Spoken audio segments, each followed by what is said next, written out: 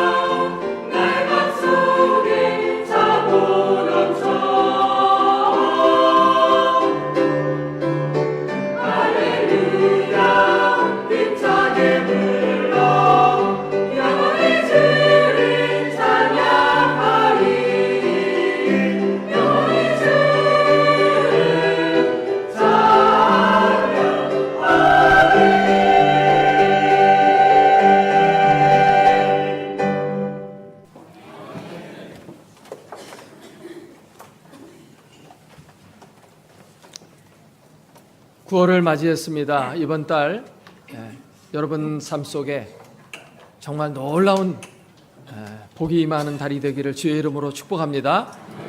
옆에 있는 사람들께 그렇게 축복하겠습니다. 이번 달이 우리 집사님 성도님의 인생 최고의 달이 되기를 축복합니다.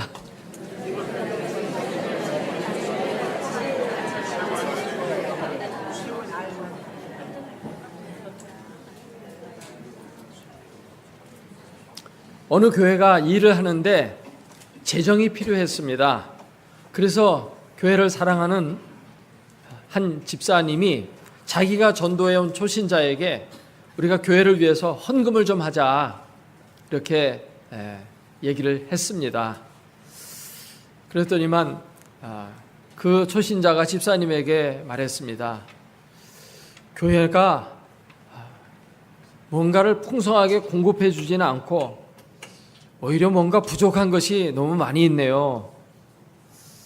그때 집사님이 이런 이야기를 들려주었습니다. 제게는 아들이 있었는데 아들이 나한테 늘 뭘 해달라고 요구를 했습니다. 책을 사달라, 자전거를 사달라, 신발을 사달라, 뭐 이런 요구들을 계속 끊임없이 뭘 달라달라 했습니다. 그런데 안타깝게도 아들이 죽었어요.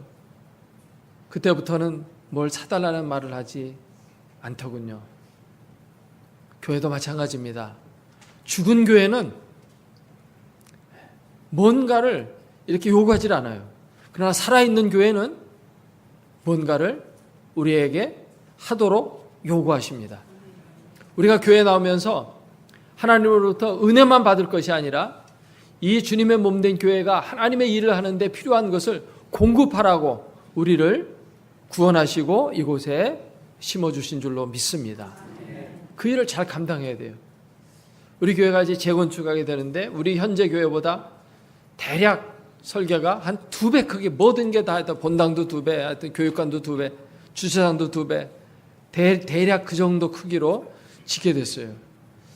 그러면 또 힘도 들고 어려움도 있습니다. 하지만 어떤 교회는 점점 줄어들어서 교회를 줄여간다는데 우리 교회는 이렇게 넓혀가고 크게 되어져 가니 감사하고 또 그 일에 우리가 헌신할 수 있는 것에 대해서 감사할 수 있는 그런 마음이 있기를 바랍니다.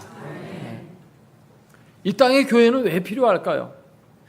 사실 교회는 예수님께서 이 땅에 계시면서 내가 내 교회를 세우겠다 이렇게 예언하신 바 있었고 그 예언대로 이 땅의 교회가 생겨난 겁니다. 그런데 교회는 도대체 이 땅에 왜 존재하는 것일까요?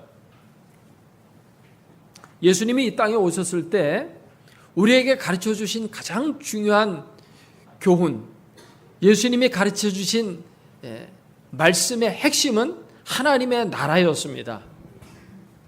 예수님이 처음 말씀하신 것도 하나님의 나라였어요. 때가 찼고 하나님의 나라가 가까이 왔으니 회개하고 복음을 믿어라.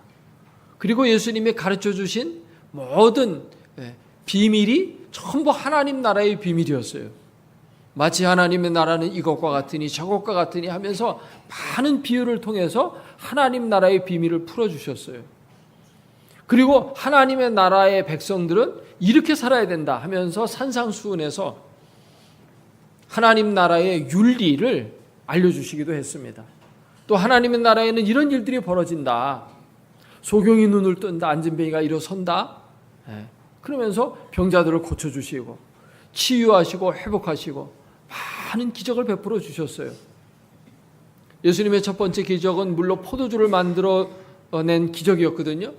이게 하나님의 나라에는 뭔가 부족한 것이 풍성하게 채워지는 나라, 병이 없고 건강이 있고 죽음도 없고 슬픔도 없는 그러한 나라라는 것을 많은 기적과 능력으로 보여주셨어요. 그리고 무엇보다 죄가 없는 나라이기 때문에 죄 문제를 예수님이 십자가에서 해결해 주셨습니다. 그래서 예수님이 십자가에서 죽으시고 또 부활하시고, 부활하신 이유는 하나님 나라는 영생의 나라이기 때문에 살아날 수밖에 없잖아요. 예수님은 승천하시고 다시 이제 머지않아 오시게 될 때 그 오시게 되면 하나님의 나라가 완전한 형태로 완성이 될 것입니다. 이렇게 예수님은 항상 하나님의 나라를 중심 삼고 말씀하시고 행하시고 모든 삶을 사셨어요. 그런데 예수님이 이렇게 하나님의 나라가 왔다라고 말했고 하나님의 나라를 가르쳐 주셨는데 또 너희들은 하나님 나라 백성을 이렇게 살라고 말씀하셨는데 하나님의 나라는 눈에 안 보이고 교회가 등장됐습니다. 그러면 교회와 하나님의 나라는 무슨 관계가 있을까요? 한마디로 말해서 이 땅에 온 하나님의 나라는 교회입니다. 따라서 합시다. 교회는 이 땅에 임한 하나님의 나라입니다. 그래서 우리가 하나님의 나라와 의를 위해서 살라고 하셨는데 그게 바로 교회를 위해서 사는 게 하나님의 나라를 위해서 사는 거예요. 하나님의 나라는 성경 원문을 보면 하나님의 왕국이라고 되어 있어요. 영어 성경에도 보면 이 나라를 킹덤이라고 말해요.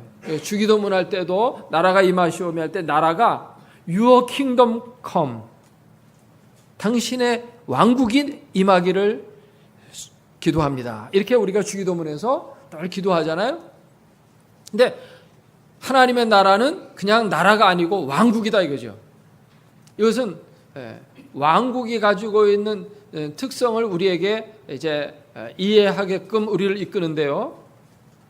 왕국은 그냥 왕국을 떠나서 일반 국가라고 하는 것도 세 가지가 있으면 국가다고 우리가 중학교 때 학교에서 배워요. 그러니까 뭐가 있어야 되냐면 국민이 있어야 돼요. 국민이 없는 나라는 나라가 아니에요. 거기에 또 뭐가 있으면 영토가 있어야 돼요. 땅이 없으면 국가가 성립하지 못하죠. 또 뭐가 있어야 됩니까? 주권이 있어야 돼요. 우리 일제 30년 또 주권을 빼앗겼었어요. 그때는 우리나라가 없어졌었어요. 이렇게 국민하고 영토하고 주권이 있으면 그게 국가가 되는 것이고 나라가 되는 겁니다. 그러니까 하나님의 나라, 하나님의 왕국도 이 세 가지가 있어요. 하나님의 백성들이 국민이죠. 그들이 있고 또 그 나라의 주권이 있는데 주권은 민주국가에서는 국민들에게 그 주권이 있지만 하나님의 나라는 왕국이기 때문에 왕에게 주권이 있는 겁니다. 왕국은 옛날에 왕국 있었잖아요. 왕이 다스리던 때에는 왕이 주권을 가지고 모든 권한을 행사하는 것입니다. 그리고 영토가 있는데 영토는 하나님이 다스리시는 전체의 영역이 영토인데 실제적으로는 하나님이 천지 만물을 창조하셨잖아요. 하늘과 땅을 창조하셨기 때문에 하늘도 하나님의 나라예요. 하나님이 왕입니다. 하늘에. 또 땅도 하나님이 다스리시는 곳이에요. 근데 우리의 삶의 현실을 자세히 직시해 보면 이 땅에 하나님이 뜻대로 안 살고 전쟁을 일으키고 하나님을 대적하고 살아가는 그런 삶들이 많이 있어요. 그런 곳에서는 사실 실질적으로 하나님의 나라가 이루어지지 못하고 있는 거죠. 왜냐하면 아담 이후에 인간은 타락되어 가지고 하나님을 떠나버리고 인간의 나라를 자꾸만 세우려고 하기 때문에 하나님의 나라가 위협받고 있는 거죠. 그래서 믿는 백성들이 하나님의 나라를 이 땅에 확장시켜 나가야 하는 것입니다. 실제적으로 하나님께서 역사하시고 다스리시는 영역을 넓혀 나가야 되는 거죠. 하나님의 나라는 이렇게 하늘에도 있고 이 땅에도 존재하는 것입니다. 근데 우리의 삶 속에 그 하나님의 나라가 눈으로 잘 안 보이잖아요. 근데 우리 눈에 보이는 게 뭐냐면 교회예요. 근데 교회는 똑같이 나라가 갖고 있는 특성을 그대로 갖고 있습니다. 이 교회를 누가 다스려요? 하나님이 다스리십니다. 하나님이 왕이십니다. 그리고 또 하나님의 다스림을 받는 백성들이 있어요. 국민들이 있습니다. 그리고 하나님의 다스림을 통해서 하나님의 역사가 실질적으로 나타나고 있는 영역이 있잖아요. 그러니까 교회라고 하는 것은 눈에 보이지 아니하는 하나님 나라의 눈에 보이는 어떤 가시적인 하나님의 나라라고 말할 수 있습니다. 그런 의미에서 교회는 하나님의 나라예요. 근데 인간들이 살고 있고 하나님의 말씀에 거역하고 이런 것이 많이 있기 때문에 심지어 교회에 나오는 사람도 하나님 앞에 죄도 짓고 하나님 말씀에 불순종하고 이런 것들이 많기 때문에 하나님의 나라는 하나님의 나라인데 불완전한 나라예요. 천상에 있는 하나님의 나라, 천국에 있는 그 하늘나라에서의 하나님의 나라는 모두가 다 하나님께 순종해요. 거기는 죄가 없어요. 그래서 온전한 하나님의 나라가 이루어지고 있고 이 땅에서는 불완전한 하나님의 나라가 이루어지고 있는데 그 불완전하지만 그래도 하나님의 나라인 곳이 어디냐면 교회라는 것입니다. 그래서 우리가 하나님의 나라를 위해 충성하는 게 곧 교회를 위해 충성하는 거고 교회를 위해서 헌신하는 것이 하나님의 나라를 위해서 헌신하는 것이 되는 줄로 믿습니다. 그러면 이 땅에서 교회가 어떻게 하나님의 나라의 모습을 이루어가야 할까요? 오늘 본문에 보니까 4가지 중요한 요소를 말씀하고 있습니다. 첫째로 하나님의 교회는 기도하는 집이 되어야 됩니다. 1절을 같이 한번 읽어보겠습니다. 그러므로 내가 첫째로 권하노니 모든 사람을 위하여 간구와 기도와 도고와 감사를 하되 임금들과 높은 지위에 있는 모든 사람들을 위해서 하라고 말씀하고 있습니다. 기도하라. 기도를 하는 것을 여기서는 뭐라고 얘기했냐 하니까 첫째로 하라. 첫째로. 이게 우선순위다 이거죠. 교회는 기도하는 게 제일 우선적인 것입니다. 교회에서 행하는 모든 일들, 그 모든 일들을 할 때 기도보다 절대 앞서서는 안 됩니다. 기도를 먼저 하고 시작을 해야 됩니다. 아멘? 성도의 삶의 시작은 항상 기도에서부터 시작돼야 돼요. 우리가 직장에 나가서 직장 일을 할 때도 기도를 먼저 하고 시작해야 되고, 공부하는 학생도 먼저 기도하고 이제 공부를 하고, 모든 것들을 기도하고 해야 돼요. 그러면 죄 질 수 있어요, 없어요?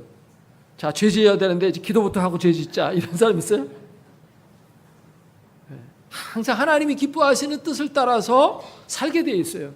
그래서 기도하는 것입니다. 그러니까 기도는 내가 하나님 앞에 뭘 달라고 하는 거, 그걸 넘어서는 거예요. 우리가 일반적으로 세상에서 무속 종교에서는 기도하면서 뭘 받아내는 겁니다. 뭐 소원 성취를 이룬 겁니다. 그러나 기도는 먼저 하나님과의 만남이에요. 그리고 하나님과 교통하는 것입니다. 하나님의 뜻을 내가 알고 나의 소원 하나님께 아뢰고, 그러면 하나님이 또 뭐라고 말씀하시고 응답해 주겠다, 아니면 너가 이런 것들은 고쳐라, 너의 삶은 이렇게 살아라 하는 걸 또 듣기도 하고, 또 제가 이렇게 하는데 힘이 없습니다, 힘을 주십시오. 지혜가 모자랍니다, 지혜를 주십시오. 이러면서 하나님과 우리 사이에 주고받고 하는 교제와 교통이 이루어지는 게 그것이 기도입니다. 그러니까 기도가 항상 제일 앞에 있어야 돼요. 가장 건강한 교회는 기도를 잘하는 교회예요. 기도를 함으로 말미암아 우리는 하나님의 백성으로서 올바로 서게 되고 또 백성답게 살아갈 수가 있게 되는 것입니다. 기도한다는 것은 하나님의 통치를 받는다는 거예요. 하나님의 음성을 듣고 하나님의 뜻을 따르고 그렇게 살아가는 데 있어서 기도가 제일 중요하고 첫 번째 요소요, 첫 걸음이에요.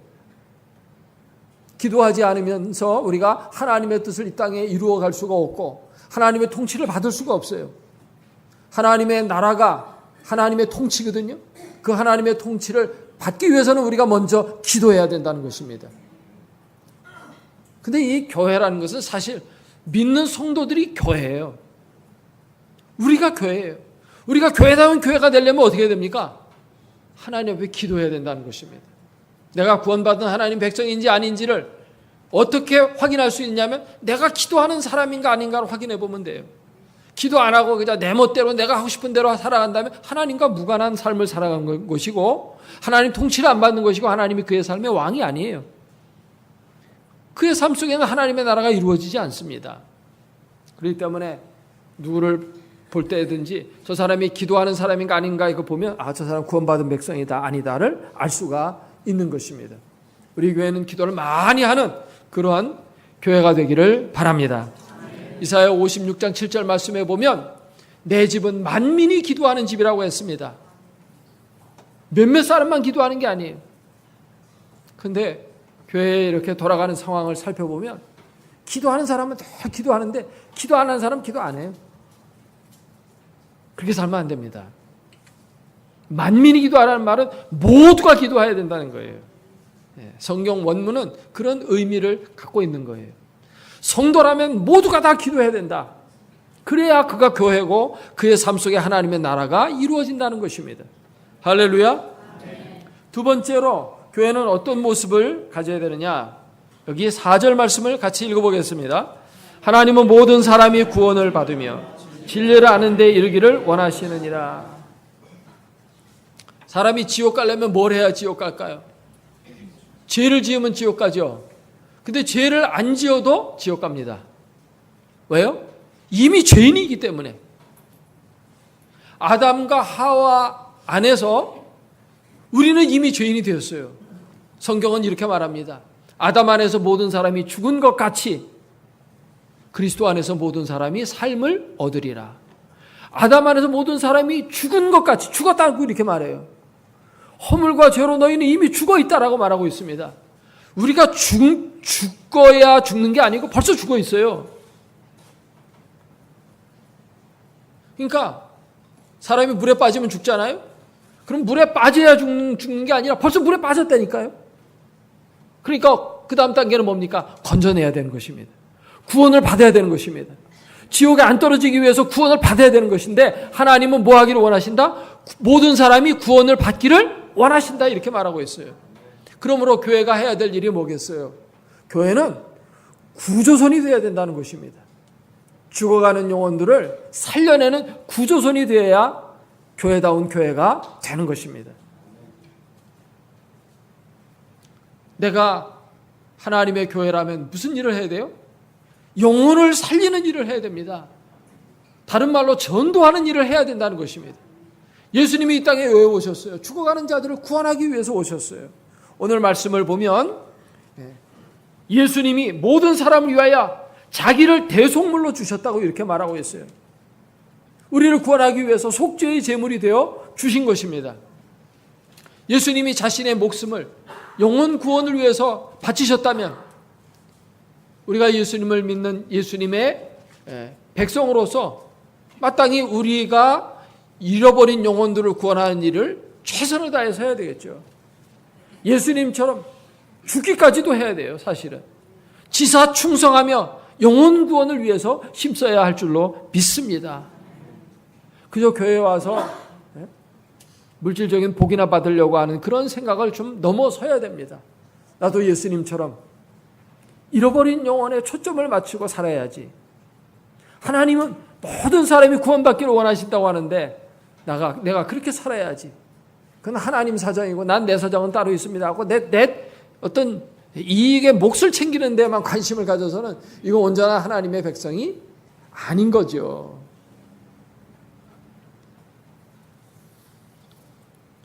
요한복음 3장 16절에 하나님이 세상을 이처럼 사랑하사 독생자를 주셨으니 이는 그를 믿는 자마다 멸망하지 않고 영생을 얻게 하려 하심이라.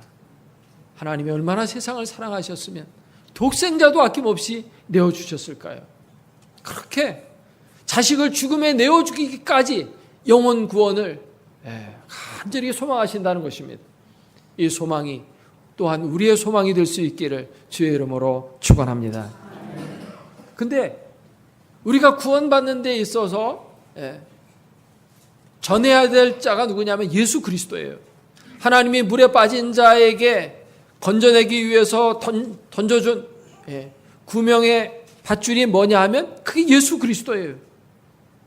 다른 이로서는 구원받을 수 없어요. 5절 말씀을 같이 읽어봅니다. 하나님은 한 분이시요 또 하나님과 사람 사이의 중보자도 한 분이시니 곧 사람이신 그리스도 예수라. 구원자가 여러 명 있다고 말합니까? 한 분뿐이라는 것입니다. 예수만이 구원자라는 것입니다. 예수만을 붙들어야 됩니다. 요즘에 종교다원주의 시대가 되어가지고요. 구원에 이르는 길은 뭐 여러 가지다 이렇게 말해요.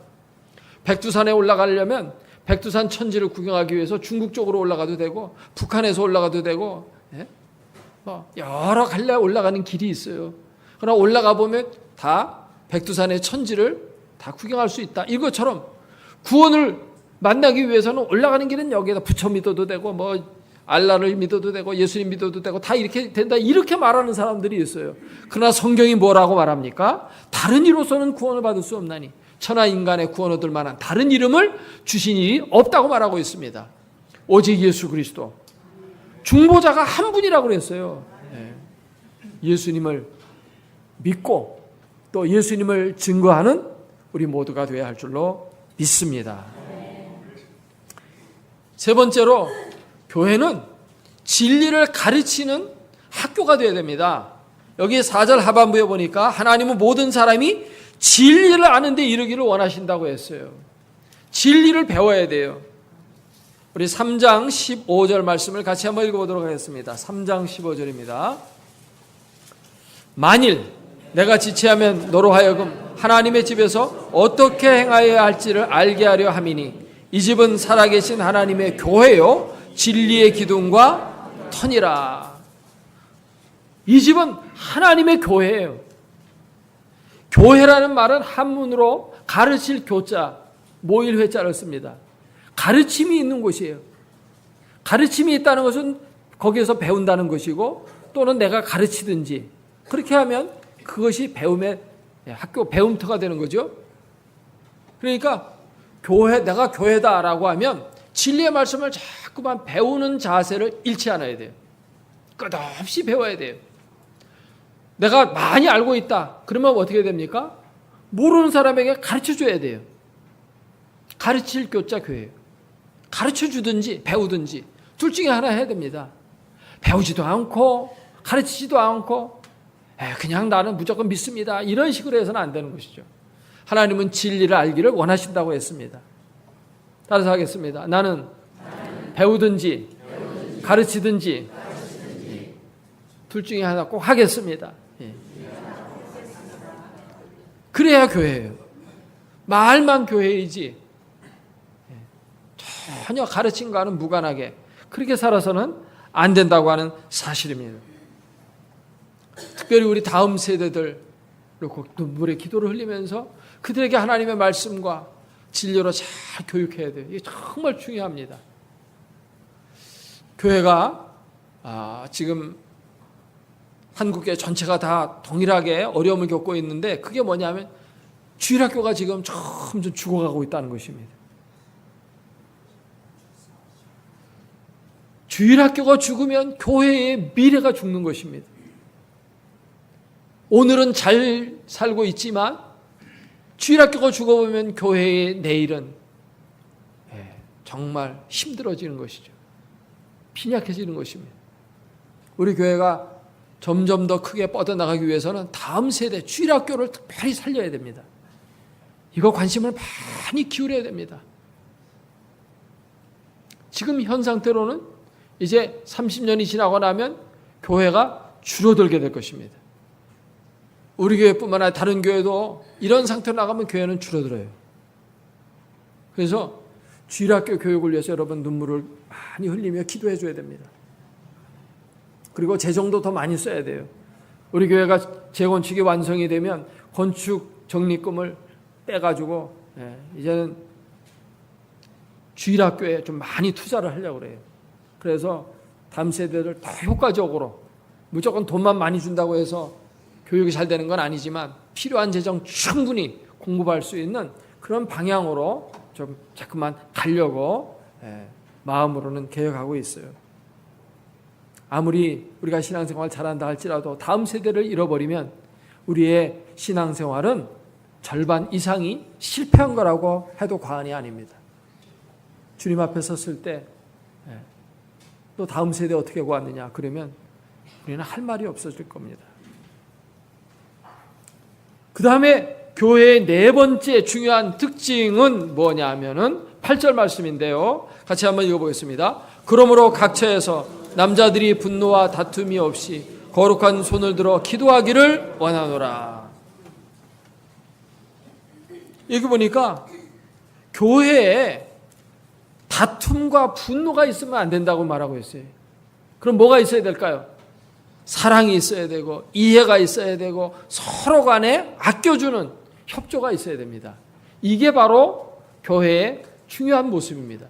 교회는 그리스도의 몸이라고 했습니다. 한 몸이에요, 교회가.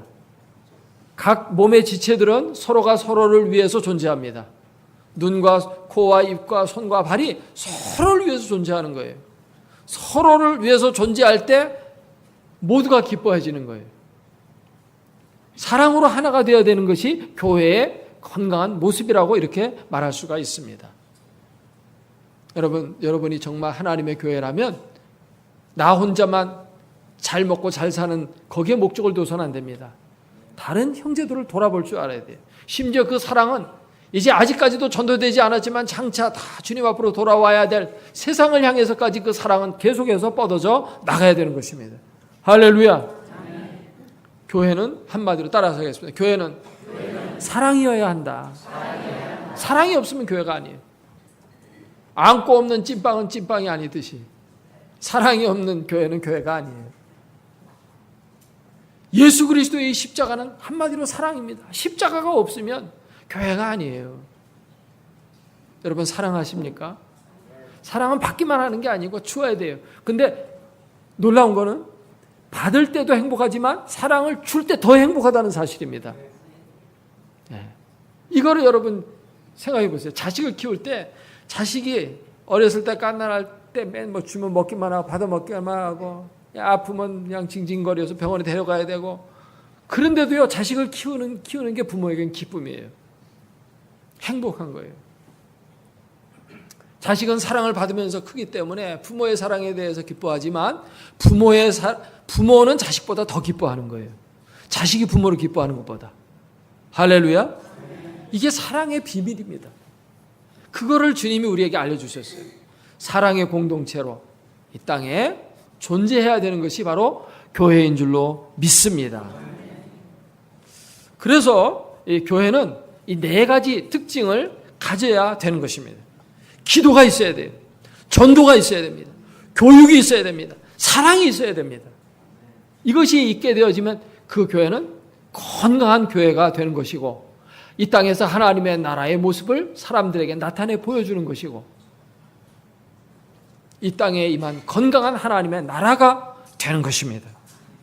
이러한 교회가 될 수 있기를 주의 이름으로 축원합니다. 우리 모두가 이런 교회가 되어야 돼요. 이런 교회를 이루어가는 데 있어서 필요한 것이 뭐냐 하니까 교회당입니다. 우리 교회는 이 지역이 재건축돼서 불갑을 이제 교회를 다시 지을 수밖에 없는 그런 상황에 들어가게 되었습니다. 교회를 호화롭고 사치스럽게 짓는 것은 하나님 앞에 죄입니다. 교회당이라고 해서 무조건 크게 짓는 게 아니에요. 하나님의 백성은 우리가 삶을 살아갈 때 집에서도 사치스럽게 살면 안 돼요. 하나님의 나라와 의를 위해서 많이 써야 되지 좋은 옷 입고 좋은 음식 먹고 좋은 차 타고 좋은 집에서 살고 그게 좋은 게 아니에요. 하나님의 영광을 위해서 많이 쓸 줄 알아야 됩니다. 이 교회당도 마찬가지예요. 교회를 우리가 짓지만 실용적으로 짓려고 하는 것이지 호화스럽게 짓려는 것은 아닙니다.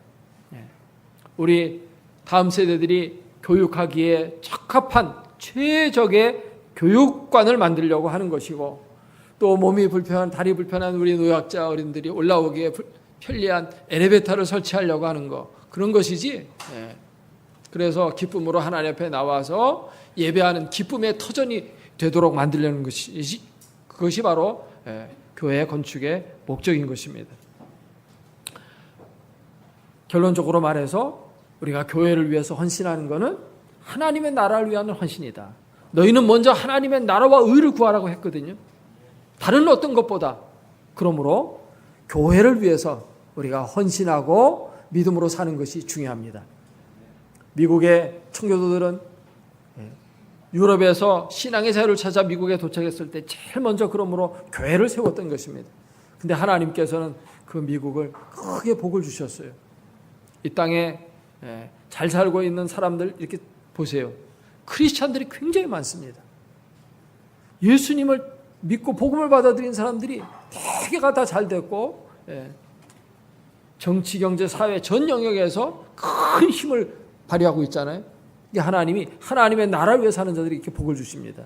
우리 따라서 하겠습니다. 한 번뿐인 인생 속히 지나가리라. 오직 그리스도를 위한 일만이 영원하리라. 하나님의 나라를 구해야 돼요. 주님의 몸된 교회를 위해서 아름답게 헌신하는 그러한 삶이 있기를 주의 이름으로 축원합니다. 저는 지금 한 미국의 훌륭한 성도 한 분을 소개하려고 해요. 스테니 템이라는 분인데 미국 유나이티드 스테이츠 플라스틱 회사를 세운 회장인데요. 이분은 믿음으로 회사를 경영해서 크게 성공하신 분이에요. 전 세계에 수도 없이 많은 교회를 지어준 사람이에요. 우리나라에도 그 사람이 보내준 선교함으로 지은 교회가 우리나라에만 300개가 돼요. 그러니 뭐 전 세계적으로 따져보세요. 교회가 아마 수천 개의 교회를 지은 사람이에요. 그래도 그 회사는 날로 부흥 발전하고 있어요. 그는 전 세계 다니면서 7,000회 이상 간증을 했다고 알려져 있어요. 그리고 많은 책을 저술했는데 대표적인 책은 뭐냐면 하나님이 내 기업의 주인이십니다. 뭐 이런 책을 비롯해서 많은 책을 저술하기도 한 사람입니다. 그가 처음 회사를 인수받았을 때 회사 경영을 잘 못했어요. 그래서 회사가 부도가 나고 망했습니다. 그리고 회사 문 닫았어요. 그는 절망 가운데 하나님 앞에 나가서 기도했습니다. 눈물로 하나님 앞에 기도하는데 하나님께서 어떤 그림을 하나 보여주셨는데 베드로가 풍랑이는 바다에서 빠져가지고 허우적대는 모습을 보여주었어요. 이걸 왜 보여주시나 하니까 이게 너의 모습이다. 그런 마음이 와가지고 너무 좌절감 속에서 막 눈물을 펑펑 흘리며 울었습니다. 한참 울면서 회개하고 이제 하나님이 내게 기회를 주신다면 하나님의 영광을 위해서 이 기업을 운영하겠습니다. 그러면서 하나님 앞에 회개 기도를 했어요. 근데 그 기도를 마쳤을 때 또 다른 그림이 보여주는데 예수님이 베드로를 손잡고 물 위로 걸어가는 그런 모습을 보여주시는 거예요. 아, 예수님이 내 손을 붙잡고 가면 물 위도 걸어갈 수 있구나. 기적의 역사가 나타나겠구나. 그런 확신을 가지고 하나님 앞에 기도를 했습니다. 만약 하나님이 제게 회사를 다시 일으켜 주신다면 주식의 51%를 하나님의 몫으로 떼어놓겠습니다. 그리고 그는 그 약속을 지켰어요. 수익의 51%를 하나님을 위해서 바쳤어요. 그래서 그 많은 교회를, 수천 교회를 그 한 사람의, 스탠리 템 한 사람에 의해서 짓게 됐다는 것입니다. 얼마나 놀라운 역사입니까? 스탠리 템, 제가 거기 사진 보여주세요. 스탠리 템, 그 사람 얼굴 제가 동영상에서 캡처해 놨는데